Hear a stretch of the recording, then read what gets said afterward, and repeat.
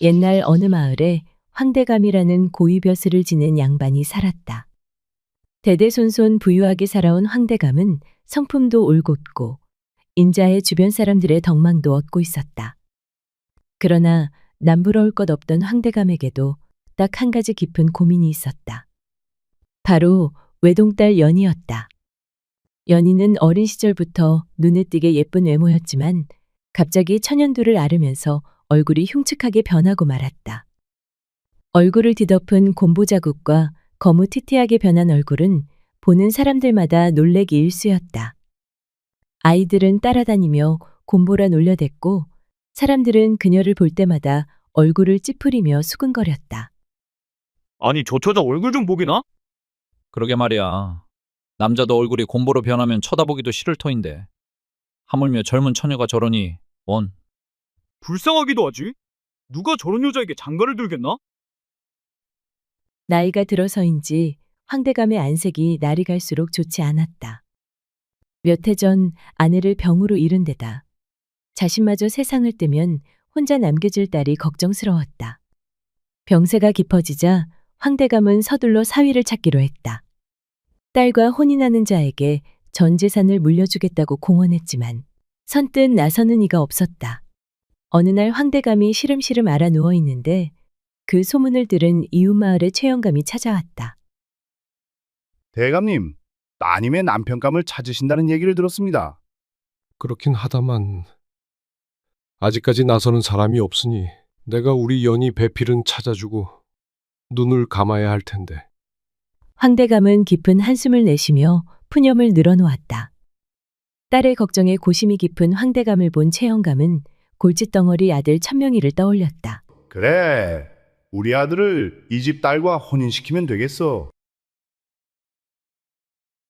집으로 돌아온 최영감은 오랫동안 깊은 생각에 잠겼다. 비록 황대감 딸의 외모가 흉해도 혼인만 한다면 우리 아들은 평생 돈 걱정 없이 살 수 있을 거야. 최영감의 눈빛이 점점 깊어졌다. 어느새 그의 머릿속에는 이미 하나의 계획이 자리 잡고 있었다. 이건 기회야. 황대감도 골치 아픈 딸을 걱정하고 있고 우리 집도 천명이가 문제인데 서로 좋을 수밖에 없는 혼처가 아닌가? 그는 손가락으로 책상을 툭툭 두드리며 생각했다. 이 혼사를 반드시 성사시켜야 해. 최영감의 입가에 희미한 미소가 번졌다. 야 이놈아! 지금 해가 중천에 떴는데도 아직 이불 속이냐? 허구한 날 술독에 빠져서는. 최 씨에게는 외아들 천명이 있었는데 어려서부터 학문에는 전혀 뜻이 없고 오직 놀기만 좋아하는 천덕꾸러기였다. 나이를 먹을수록 그의 태도는 더욱 방탕해져 이 여자 저 여자 껄떡이며 먹고 노는 한량으로 살고 있었다. 저 꼴을 보고만 있자니 최영감은 아들에 대한 걱정으로 속이 타들어갔다. 천명아, 너는 평생 이렇게 놀고 먹으면서 살고 싶으냐? 당연하죠. 그런 삶을 원하지 않는 사람이 어디 있겠습니까? 최영감은 한숨을 내쉬며 아들을 바라보았다. 그럼 장가를 가는 게 어떻겠느냐? 장가요? 장가 가면 처자식을 먹여 살려야 하고, 그럼 일도 해야 될 텐데요. 저는 장가 가기 싫습니다. 이런 철없는 놈 같으니라고. 사내놈이 일이 게을러서야 쓰겠느냐? 만약 내가 맺어주는 처자와 혼인만 한다면 평생 일 안 하고 먹고 살 만큼의 재산이 생긴다면 어떻겠느냐? 아니, 세상에 그런 혼처가 어디 있다고 그러십니까? 놀고 먹을 사위를 받아줄 집이 있겠어요? 그 처자 아버지가 혼인만 한다면 사위에게 전 재산을 다 물려준다 하더구나. 정말이십니까? 그런 부잣집 딸이 저와 혼인하려고만 한다면 이보다 좋은 일이 어디 있겠습니까? 연희의 얼굴을 모르는 천명은 평생 놀고 먹고 살 수 있다는 말에 얼씨구나 했다. 최영감은 황대감에게 찾아가 조심스레 말을 꺼냈다. 대감님, 혹시 저희 아들과 따님을 맺어주시는 건 어떻겠습니까? 황대감은 고개를 갸웃하며 말했다.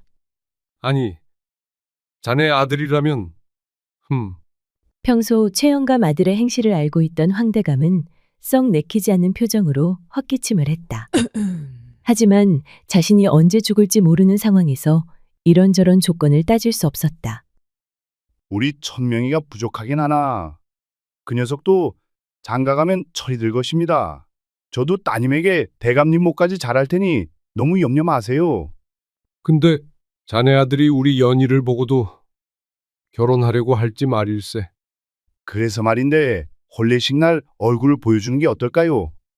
아니, 그러다 놀래서 도망이라도 가면 어쩌나. 그런 걱정 마십시오. 처음엔 당황할지 몰라도 따님의 착한 심성을 알면 우리 아들도 받아들일 겁니다. 드디어 혼례식이 열리는 날.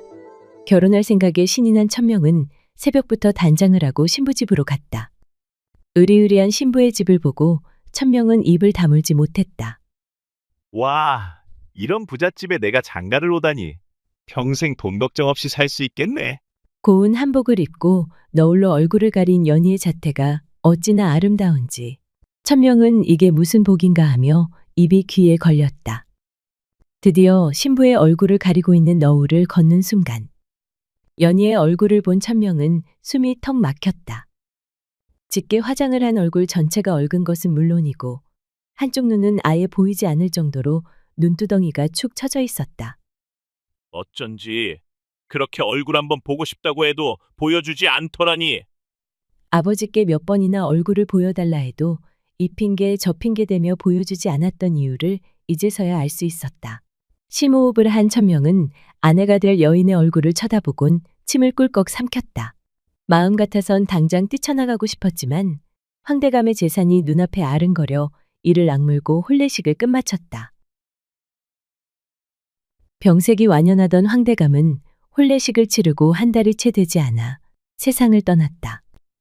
눈에 거슬리던 장인이 죽고 나니 천명의 방탕한 생활은 도를 넘어 계속되었다. 이제 눈치 볼 사람도 사라지고 없자 밤늦도록 술을 마시고 여자와 노닥거렸다.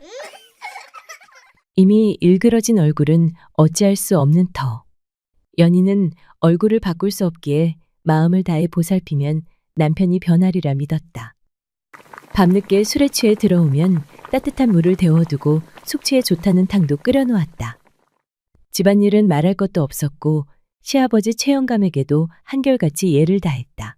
최영감은 효성이 깊은 며느리에게 늘 미안해했다. 황대감의 재산에 눈이 멀어 시작된 혼인이라지만 연희의 정성과 노력에도 불구하고 천명은 변하지 않았다. 새벽 동이 틀 무렵 새벽닭이 우는 소리를 듣고 나서야 천명은 술에 취해 집으로 돌아왔다. 연희는 집으로 돌아온 천명을 붙잡고 간곡히 부탁했다. 여보, 제발 정신 차리세요. 이렇게 아무 일도 하지 않고 술만 드시면 어찌합니까? 당신 얼굴을 한번 보시오. 내가 집에 들어오고 싶겠소? 쳇! 당신 아비도 양심이 없지. 재산을 다 준다고 해도 이런 여자랑 어찌 살 남자가 있겠나? 당신 얼굴 보면 내 구역질이 나니 집에 들어오라 닥달하지 마오. 여보, 이러지 마세요, 제발. 제가 어찌하면 당신의 마음을 돌릴 수 있겠습니까? 어찌하냐고? 그럼 그 얼굴을 바꿔보시오. 그럼 내 마음을 돌려볼 터이니. 다리를 붙잡고 늘어지는 연희를 뿌리치며 천명은 밖으로 나가버렸다. 비록 외모가 추하기는 했지만 양반집 딸로서 교양이 깊었던 연희는 자신의 신세가 초라하기 짝이 없었다. 연희의 간절한 부탁에도 불구하고 천명의 방탕한 생활은 날로 심해졌다. 그는 마치 자기 돈인 양 황대감의 재산을 펑펑 써댔고 결국 가세는 급격히 기울어갔다. 천명은 날마다 밖으로 나돌았고 그러던 중 우연히 한 과부를 만나게 되었다. 그녀는 백옥처럼 희고 곱디고 온 얼굴을 지녔으며 누구든 한 번 보면 시선을 떼지 못할 정도로 눈부신 미모를 가지고 있었다. 연희와는 정반대의 외모를 가진 과부에게 첫눈에 반한 천명은 간이고 쓸개고 다 빼줄 듯 그녀에게 빠져들었고 결국 집을 나가 과부의 집으로 들어가 함께 살았다. 그러던 어느 날 최영감이 위독하다는 소식이 들려왔다. 연희는 정성을 다해 시아버지 곁을 지켰고 아버지의 소식을 들은 천명은 마지못해 집에 돌아왔다. 천명아, 이 아비 마지막 부탁이다. 네 아내를 소중히 해라. 안 그럼 천벌 받을 게다. 아버지, 그런 말씀 마십시오. 저는 이 여자 없어도 잘 삽니다. 그 말에 최영감은 힘겹게 한숨을 내쉬며 연희를 바라보았다. 며느리야, 미안하구나. 그렇게 말끝을 흐리며 그는 눈을 감았다. 최영감이 죽자 천명은 슬퍼하기보다 더 이상 눈치 볼 사람이 없다는 생각에 웃음을 지었다. 이제 아버지도 돌아가셨으니 저 옆 편네만 쫓아내면 되겠어. 천명은 연희를 쫓아내고 과부를 집에 데려와 살 생각에 신이 났다. 어떻게 쫓아낼까 곰곰이 생각하다 깊은 산속에 절이 하나 떠올랐다. 연희를 인적이 드문 그곳에 버리고 올 작정이었다. 며칠을 궁리하던 천명은 마침내 연희에게 그럴듯한 말을 꺼냈다. 지난 세월 생각해보면 내가 헛되게 살아온 것 같네. 아버지께도 그리고 당신에게도 미안한 마음뿐이야. 그래서 말인데 아버지께 속죄도 할 겸 우리 절에 가서 불공을 드리고 오지 않겠소? 그의 뜻밖의 말에 연희가 놀라며 말했다. 정말이십니까? 잘 생각하셨어요. 같이 가서 불공을 드리고 와요.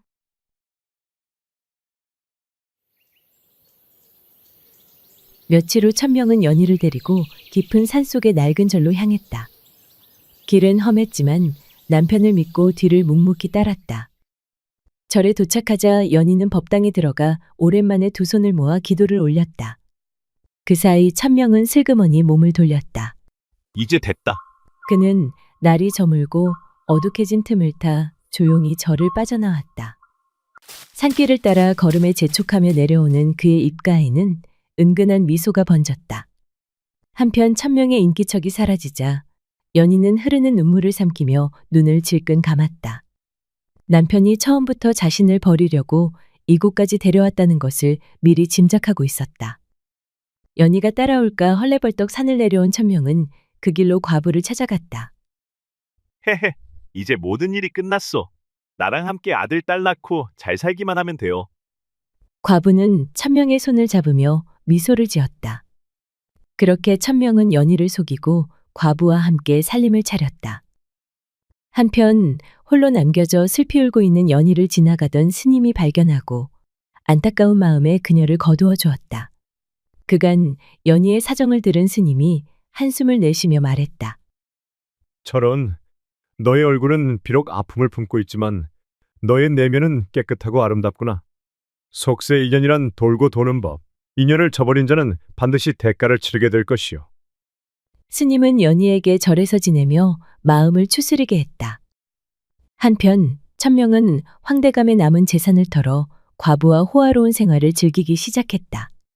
하지만 사치스러운 생활이 오래갈 리 없었다. 연희가 떠난 지 1년째 지나기도 전에 천명의 돈은 바닥을 드러냈다. 처음에 그에게 정을 쏟던 과부도 가세가 기울자 태도가 돌변했다. 이제 가진 것도 없는 주제에 감히 나와 함께 살겠다고? 있는 돈도 다 써버리고 이젠 집마저 팔게 생긴 천명은 고심이 깊어졌다. 그리고 1년 후 스님은 연희에게 비단 보자기에 싼 작은 병 하나를 건네주었다. 이젠 내가 가야 할 곳으로 가거라. 연희는 스님이 건네준 병을 들고 다시 천명의 집으로 향했다.